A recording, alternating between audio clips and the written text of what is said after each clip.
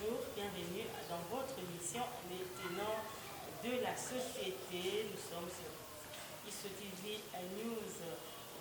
Comme vous le savez, cette émission reçoit toujours pour vous des leaders d'opinion. Et pour ces numéros, nous avons également reçu pour vous un leader d'opinion, un jeune qui se bat aussi dans le milieu politique. Il s'agit Parion Maïnga, qui est là, de jeune qui évolue au sein de Ligue de Jeunes UDPS du côté Tchamba.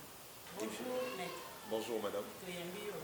Ngapi na sana semo pe na pesi bato nyonso bakolanda biso na banzela etango ekie na bino bambote kote bazali mpona masolo ya Congo oyebi soki babengi biso toyaka kaka mpona Congo. D'accord. Alors tokobanda mingi nanu toyeba yo bien na topesa bango batali ke ezali moko ya Ligue de Jeunes. Yo moko soki toyebisi yo ose présenter oloba biso basa. Bon, na ba oyo déjà bayebi ngai Parion Maïnga azali moko ya évancanoncien en Ligue de Jeunes ya UDPS na fédération ya Tchango nazali OPA chargé organisation politique et administrative, c'est-à-dire que en termes na kol banali ministre ya intérieur donc na Ligue de Jeunes ya fédération ya Tchango ekambami bongo na président Elvis Kaniki Bondo na comité na ye asingani na jouer rôle wa bengi ministre intérieur dans l'organisation en termes ya ko impulser ba jeune ko laksa bango mingi ko sala lobby pour malamu izala baka baleka kipana. Voilà. Lobby pour malamu ezala pour encadrer les jeunes les plus facilité. Jeunes ont l'expérience mingi et tout pour ça là. Madame, na limito to bandela non mon expérience na biso ba définir ça comme ndenge ni. Kasi biso to yebi l'expérience c'est l'ensemble des échecs et des victoires. Donc ça veut dire que le dé là, il y a on ça là ensemble. Moi j'ai une expérience dans l'IDPS. Madame a décroché le diplôme en 2006, je me suis intégré à l'IDPS. Na bandi na cellule, na matina section, na fédération. Donc nous avons une expérience avérée na ndenge ya cadrer ba jeune parce que nous aussi on a été encadrés. Ouais, na leki na makula ba papa na ngai na bandi ko matamale malembe. On a zoa qui pas na bango, ya mo pe tozali ko mema na ko encadrer ba jeune. Donc difficulté ça et pour yo ça déjà mon IDPS ça tombe. Là où il y a la société, il y a toujours des difficultés. Il faut accepter ça parce que les difficultés ne permettent à Kabiso de s'intégrer ou soit de se perfectionner. Ce qui est athée, c'est qu'il y a donc, la difficulté, bien sûr qu'il y en a. En termes d'organisation, ça ne manque jamais. Beaucoup de problèmes, il y a d'ordre organisationnel, sensibiliser les jeunes. Et surtout, dans le milieu, le rôle est bisso. Et ils allaient vraiment moins difficile parce que ils allaient comme on est dans la partie urbaine et rurale. Donc, quand vous mélangez les deux là, pour gérer c'est vaste. Donc, ils allaient 60, donc, 60 à 40%, donc 60 à 50% de la population vit la Kinshasa dans la Tchang. Ouais, la fédération de Tchang est allée actuellement dans 45 sections. Dans 45 sections, nous allons dans la présence sectionnaire et la Ligue de Jeunes. Dans 4 sections, nous allons dans le noyau cellulaire. Donc, l'ensemble, on a permis à Bisso de gérer tout la politique à proximité. Donc, ça veut dire que Bisso, tu as une alicolo et tu as président Mani Dioko. Tu as une fédération de PCA, tu as une présence sectionnaire. Tu as une politique pour établir mal. Parce que le rôle de la Ligue des Jeunes, la création de l'article 51, il y a statut à UDPS, la Ligue a pour mission de former, encadrer, mobiliser et sensibiliser. Donc, dans la matière académique, vous voyez, sur le plan éducationnel, sur le plan. Donc, tout ça, c'est mais dans la bonne gouvernance. Pour le baka, jeune kaka. Alors, autrement dit, jeune nyonso basangani au sein de la Ligue, par exemple, il y a UDPS, parce que baza ambitieux. Mais exactement. Exactement, parce que quand vous œuvrez déjà au sein de la Ligue des Jeunes, vous êtes des politiciens. Parce que l'UDPS n'est pas une organisation non gouvernementale, non. C'est la différence, c'est ça. Mais en fait, nous avons toujours tendance à le voir sur les manguiers, dans des coins, parlement des bouts et consorts. Mais ce que vous êtes en train de nous dire, c'est vraiment le nord et le sud. Madame, ceux qui connaissent bien la tradition africaine, l'arbre par l'arbre, c'est un lieu réservé aux sages, aux initiés. Tu ne peux pas venir participer si tu n'es pas initié. Mais tu dois être initié. Ce sont un endroit où on parle de la sagesse politique. Peut-être, vous avez battu. Au monde de la science politique et l'âme de la politique. Mais ce que tu as l'âme de la politique, là où la science politique est celle qui est botam, côté de Tozali. Donc, c'était un monde, il faut que tu n'aies pas de Gombayoul. Et il faut que tu aies un pardon, on lit ça. C'est beau tout parce que lui aussi. Hein? Bon, il n'a pas tout ça, Congolais. Il a choisi son camp, nous sommes dans notre camp. Mais il faut tout parce qu'il y a des gens qui sont zété. Tout ceux qui sont zété, parce qu'il réclame d'être les fils idéologiques de Tchèque Tshisekedi Ouamoulou. Or, le Tchèque Tshisekedi nous a appris comment être sous l'arbre. Donc lui aussi, il est parmi les bénéficiaires. Mais sauf qu'à côté de moi, on a pour la paix à maman, il peut aller au moins mingi, peut-être que il y a moins de politique. Et il y a moins de donc vous estimez que Martin Fayulu a apprendre politique afin de madame, Martin... alors que Fayulu aujourd'hui, c'est vraiment un opposant de taille. Il est quand même resté... mopanzi sango na moni ozoluka ba polémique tika tokota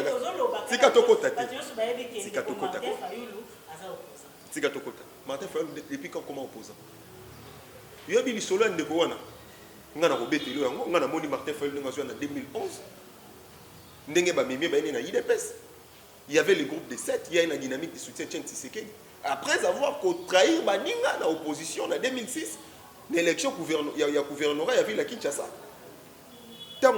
Il est devenu opposant parce que tantôt à cela pas de connaître qui mouta tellement pesa maraté né comme ça qui est bon ce qui mouta pesa qui ba bilo connaît ba yokana ki wana peut-être bien boye éviter ndeko wana senga po ya senga kaka ko senga bandi lelo ta senga ka ba pesa gestion il y a finance il y a ville province à Kinshasa à l'époque.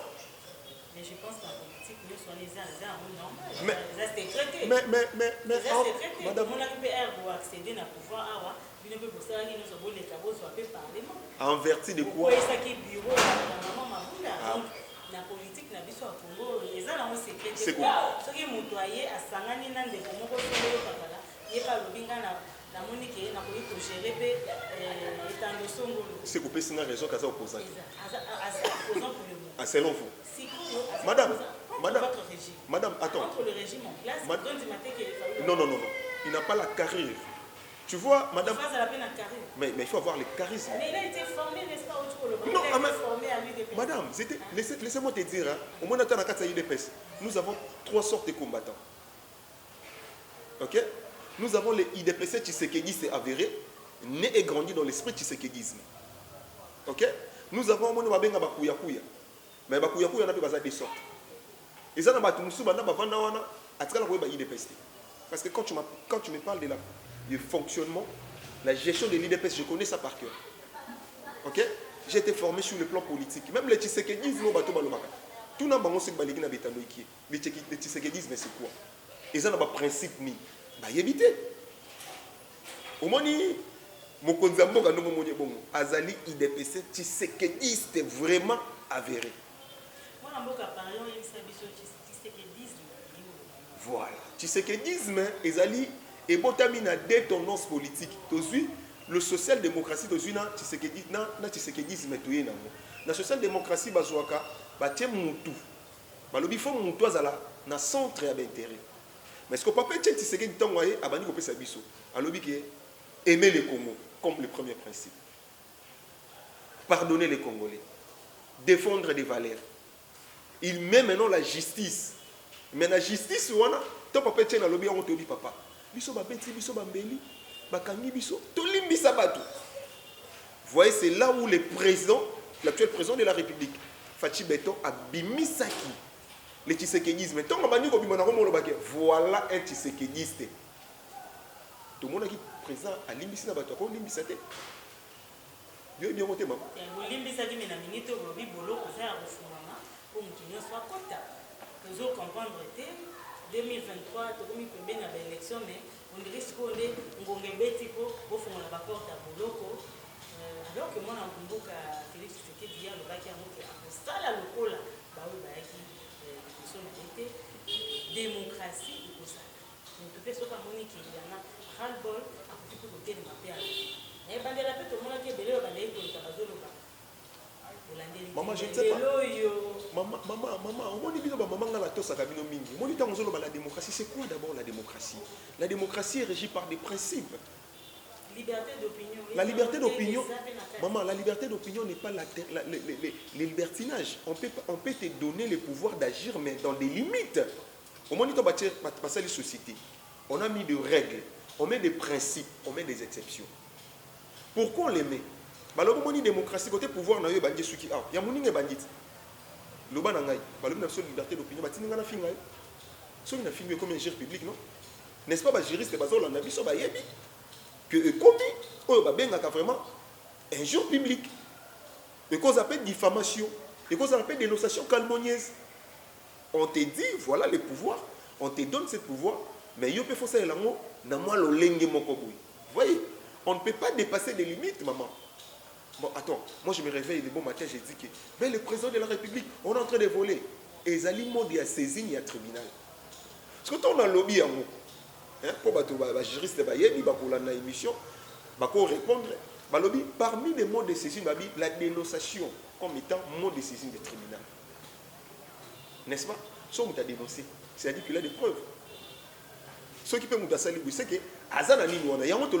la démocratie est encadrée par des principes et des règles qui gouvernent une société. Ce qui te sert en bonté, maman, c'est que la société est à beaucoup de. Donc, ce qui te donne des règles, c'est que tu communiques des règles. Quand des règles de. Quand on décoche à Marc-Kaboul, le gouvernement, le chasseur, un jeu public. Maman,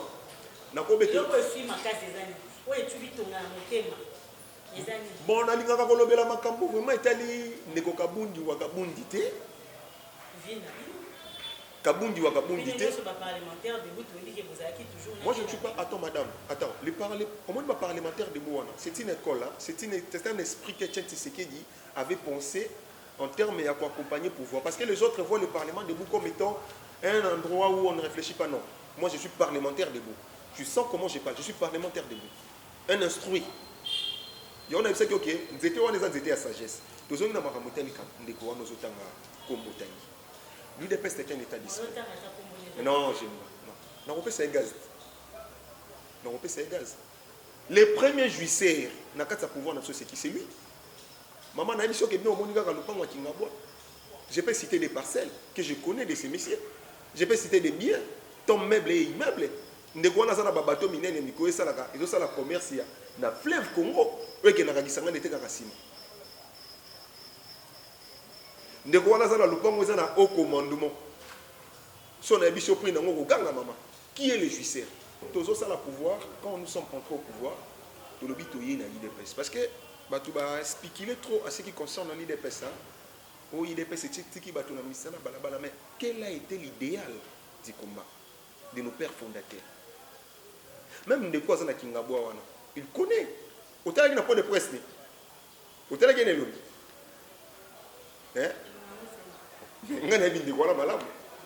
quand les messieurs. Non, je connais les messieurs. On était. Sokotuni, l'élo national Luboya. Tous ceux qui battent les bosses, Luboya, quand on a la permanence. Ok? Mais ceux qui te talent bien, Jean-Marc Kaboul n'a pas mis vraiment la salle qui est. Nous salés banda. Nous bandé la macambunios.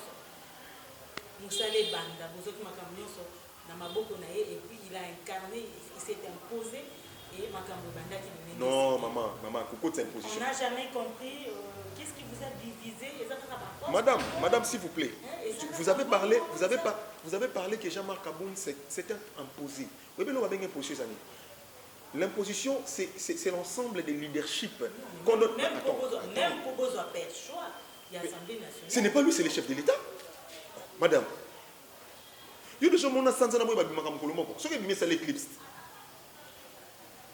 L'union sacrée, c'est la vision du président de la République. Point barre. Lui-même, il est le fruit fabriqué à président de la République. On ne peut pas oublier. On lui a fabriqué. Mais oui. Mais il a servi aussi. Mais madame. Il a servi, oui ou non? Secrétaire général de l'IDPS. Moi, je connais un monsieur. Paix à son âme, vient à Bisso et à Massina, Tu en as les 5 des derniers jours. Le secrétaire Mavou. Il est le seul secrétaire d'avoir créé un parti politique au sein de notre permanence. Bravo Kaboun Darosa. Kaboun a divisé les combattants. Maman, je te dis, nous sommes au niveau de la base. Mais tout le monde,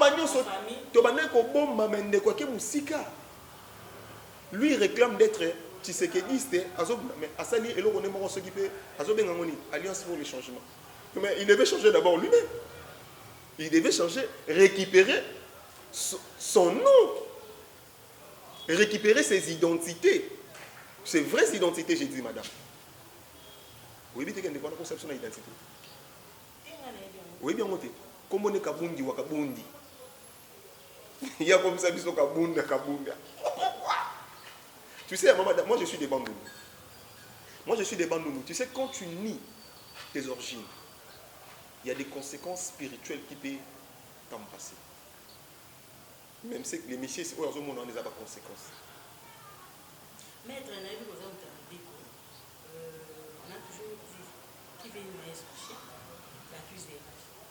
Ils étaient ensemble. Lorsqu'il était membre au sein de l'Union du Est,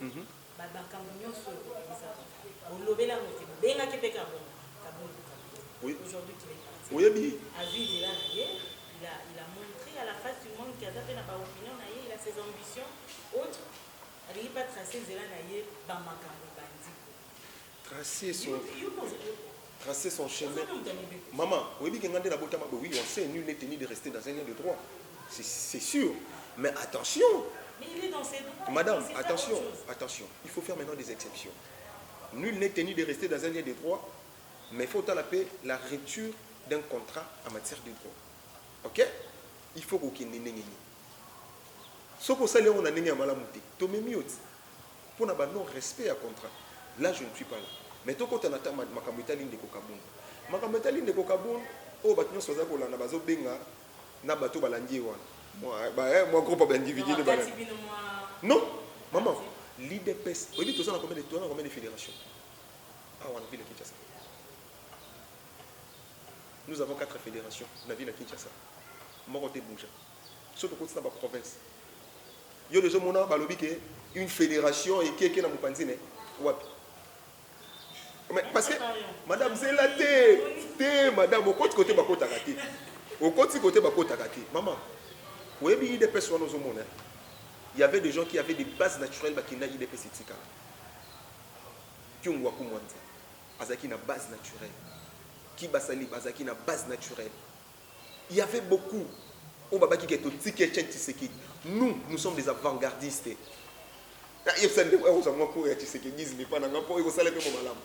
Nous sommes des avant-gardistes. Vous estimez que pendant tous ces temps, à Sunila qui matière... Non. Il devait rentrer encore. Il devait rentrer. Mais c'est ça, non? Lorsqu'un enfant, l'enfant est garé, non? C'est un enfant garé. Maman, on peut dire quand Dieu te donne une mission de faire quelque chose, vous devez rester dans la limite de cette mission. Dès qu'on a appelé ça une mission, côté Kondetchen, c'est nous amener au pouvoir, n'est-ce pas? Michel Soukawanat, il y a une mauvaise chose. Il y a une arrogance, je lui avais parlé. Maman, moi je peux te donner d'autres secrets. Je lui avais parlé. Il arrive quelque part dans le président Mbaki Batu, il y a combien d'arrêtés non, le président déjà à l'intérieur, au côté. Il devait, souci de contrôler tous les mouvements et prisons de la République. Ce président, il faut être président des Fumbo. Il ne décide pas son nombre de confiance? Non, la politique, mais madame, la confiance dans la politique est téméraire. Il y a aussi politique, confiance dans la politique comme ça. Celui qui est ami aujourd'hui peut devenir ennemi. Tout ça, la science politique. Maman, toi, la religion. Nous ne faisons pas la religion pour que ce soit tout le monde. Alléluia, amen. Non. Il y a un moment où on a des pesco. Il y a un moment où on dit que tu gères mal. L'actuel secrétaire. Parce que, tout ça, il y a un moment où on a des pesco vraiment. Désolé pour le dire. Moi, je ne peux pas venir ici pour dire que je n'ai... Non. Il y a beaucoup de choses à faire.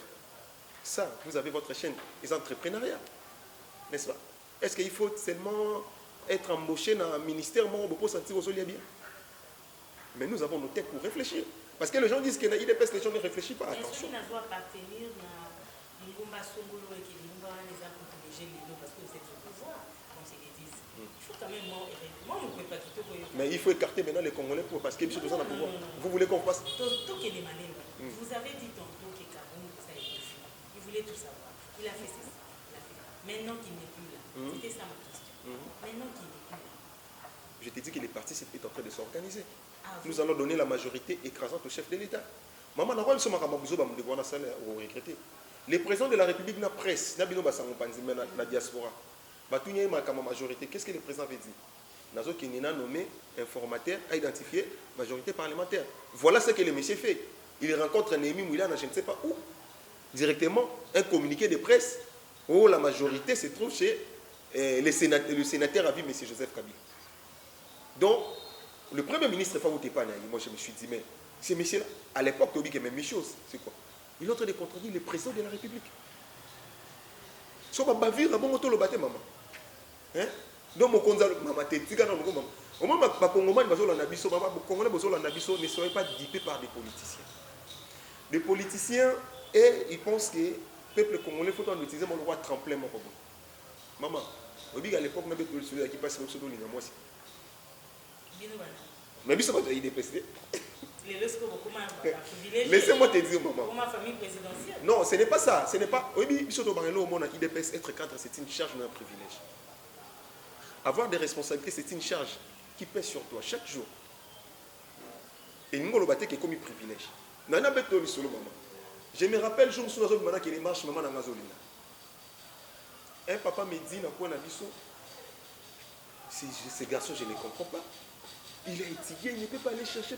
Seulement dans le riz pour aller. Mais je besoin du pouvoir. Papa Kabila qui est ici, papa, c'est lui qui lui dit. Maman, on a un projet à président de la République. Quand on a un projet là-bas. Avant de commencer un projet, on a évité ce que porte-parole la président de la République. Mais nous avons posé en 2023 à Moui. Parce qu'il y a Bassanza Bouni. Tomita. Tout ce qu'il y a quelques mois. Élection, oui, il y aura les élections, madame. La UDPS, vous avez déjà préparé. On s'est préparé. Oui, oui. Moi aussi, j'ai manifesté mes ambitions d'être candidat député national parce qu'on connaît les terrains, donc je serai là. Vous glissez? Maman, c'est quoi le glissement? Pour glisser à l'Ibosso, mais il y a mis balai, c'est qu'on glisse à l'Ibosso. Où est-ce que l'UDPS a glissé auparavant?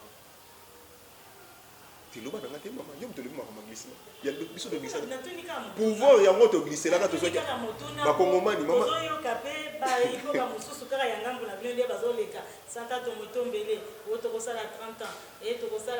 Maman, le rôle des partis politiques, n'est-ce pas, c'est de conquérir le pouvoir, n'est-ce pas, de les conserver le plus longtemps possible.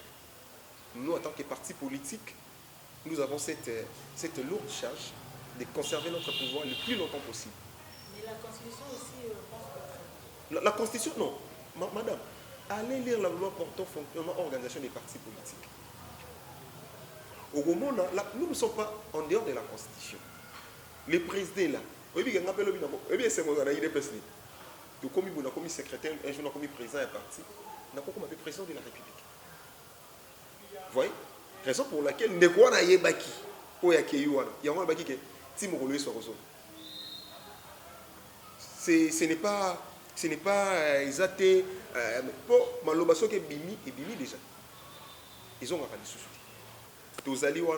nous allons organiser les élections et puis meilleures élections. Alors, toujours maintenant, nous avons la Ligue du Jeune, comme vous allez vraiment charger des organisations politiques et administratives. Voilà, justement.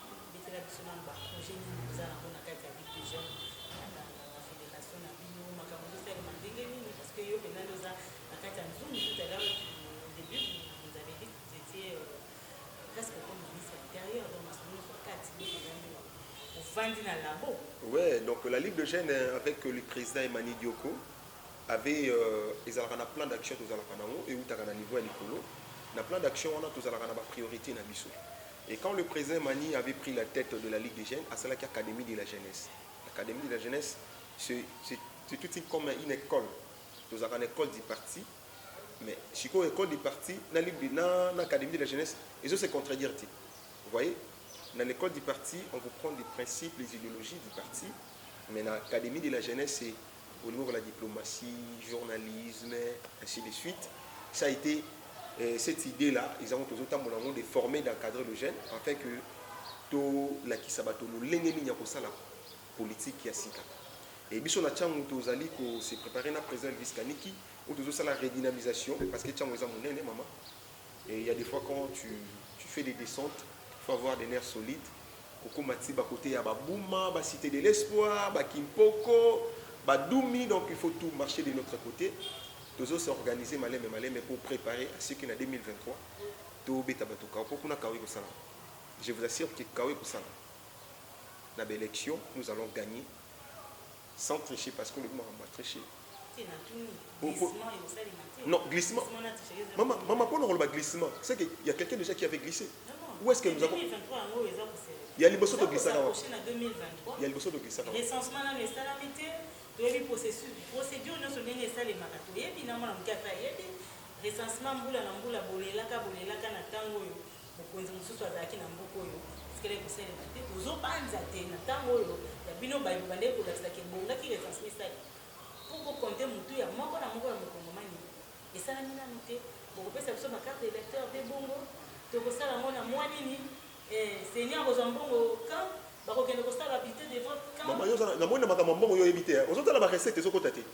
n'a pas un problème d'argent ici au Congo. Les élections auront bien lieu. La délai constitutionnel, agitation, il n'y aura pas de dialogue. Nous allons aller aux élections. Tellement souhait n'est-ce pas? Et Makamotali recensement, je pense que le président de la République l'a déjà parlé. On y pesa déjà wana et ça donc je ne suis pas les ils sont là mais bazo de maman quand on dit ils sont là l'administration c'est quoi? Non, l'administration c'est quoi? On peut gagner aussi les madame l'administration c'est quoi? So ba bike ba robanda na nini ngo ba ke ba sala raté. Non, il y a des préparatifs sur le plan administratif.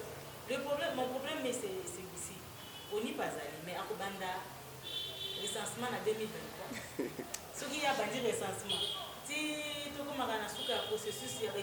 maman na émission ke non maman omoni makambo na eza makambo ngana za expert na statistique mais surtout bengi bango bakoyesa biso nini bakosala soki tozwi kana mpe satan neti ndakisa na ngai soki tozwi chaque commune eza divisé na baquartier toza na bachef de riz pour faire le recensement parce que biso tambi mais Congo eza monene mpe toza mpe ebele te maman nous avons dans ces pays plus de 90 millions d'habitants. N'est-ce pas? Ceux qui ont fait le recensement, recensement parce que c'est ça la matière. Et comme ça, le président de la République a battu le record, il y a le président Nyonso. Ce n'est pas moi, je n'ai rien à dire à Malobon de Mouzito Lobaki, de Nabaki Siamo. Mouzito a dit d'ailleurs qu'il ne voit pas une personne qui va battre le président de la République en 2023. Ce n'est pas moi, c'est Mouzito. On y reviendra. On y reviendra. Moi, Lamboka, Pario Maïka. Ça a été un plaisir de vous recevoir. Naïbi qui va te béler, va te caler dans mon mois. Au thé, moi, Naïbi qui soit vous promettre dans les maladies. Qui m'a sauvé civilité. T'es ma solo. On a pas sur la liste, bien surtout le point où il y a la vision chef de l'État et puis l'évolution des saints. Ouais, bandeko bakongomani bozolanda nga partout dans le monde nakozonga awa wana na parole de la diplomatie à président de la République vision à chef de l'État parce que nous sommes obligés de les défendre comme on peut baser un devoir ya pour critiquer nous avons aussi l'obligation mais pas dans des dénonciations calomnieuses d'infractions au yoko mais on a ba cause tribunal de mokonza mboka zali maman na sepeli vraiment émission des akitoko je sais que Isaiah Soukate to bana ko monana pona ko le mama ko ce peut être toujours Omelipe, sentir énergie, il y a jeunesse. Omelipe, mais pour faire dans la plateau, on a marche. Maman, tobombaki babiloko tobaki toza na babiceps tokobengisanga na émission toyaki na des sortes de biceps toyaki na babiceps mosusu ezalaki physique mpona kosala bamarche toza mpe na babiceps mosusu eza tobenga yango intellectuel il faut m'appeler pour te omoni oyo tozoloba oyo donc bandeko boke tuna mpo bayeba soki toza bacombatant ya ndenge nini nous sommes préparés moi j'ai aussi des formations na NDI so na biso babrevet nasala baformation vous n'allez pas imaginer. Merci mingi bandeko batali so na kati émission aussi là. On y reviendra, il y a vraiment beaucoup à dire là-dessus. On y reviendra tout ça pour ça pour comprendre tout yo. UDPS est la ndenge le cas aujourd'hui quand même mettre parion Maïnga Oyo est disponible bien qu'il y a la Ligue de jeunes mais UDPS c'est ça la UDPS donc idéologie ça va encore pour y babeka maman